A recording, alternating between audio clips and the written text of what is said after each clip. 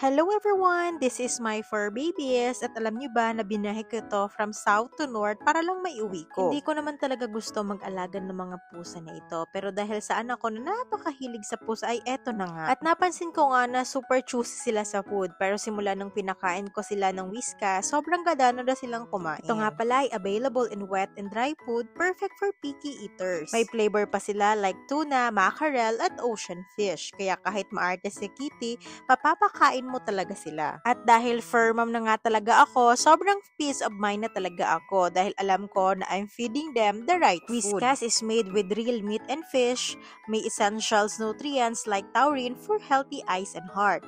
Meron ding omega 3 and 6 para sa shiner fur.